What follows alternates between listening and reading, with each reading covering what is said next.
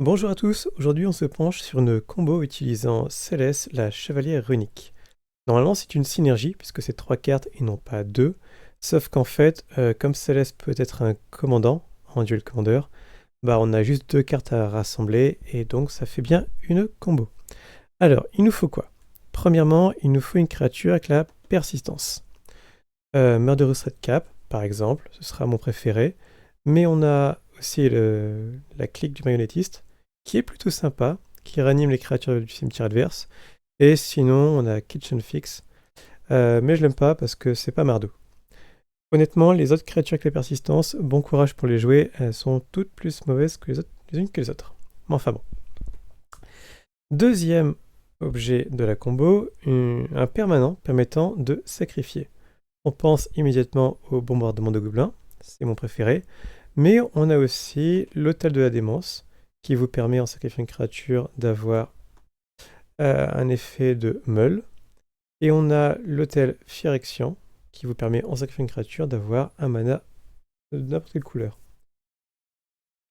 Troisième objet de la combo, eh bien, c'est Céleste, la rune Knight, qui vous permet de compenser le marqueur +1/+1 et le marqueur -1/-1.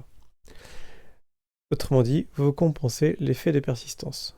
Il y a d'autres permanents qui font ça. On peut penser à Anafenza, Kintry Spirit, qui a Bolster 1 et qui formellement vous met un marqueur +1/+1 sur les créatures. Ou la Croisade Cathare, qui vous met sans aucun souci un marqueur +1/+1, mais ça sur chaque créature. C'est bien plus vaste comme effet. Bon, on récapitule la combo. Quand le Murderous Redcap se fait sacrifier au bombardement des gobelins, ce qu'il se passe, c'est qu'il revient en jeu avec un marqueur -1/-1.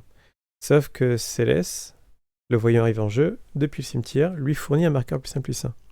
Et un marqueur +1/+1 et un marqueur -1/-1, ça s'annule. On se retrouve avec notre gobelin qui peut se refaire sacrifier au bombardement des gobelins, etc., etc., etc.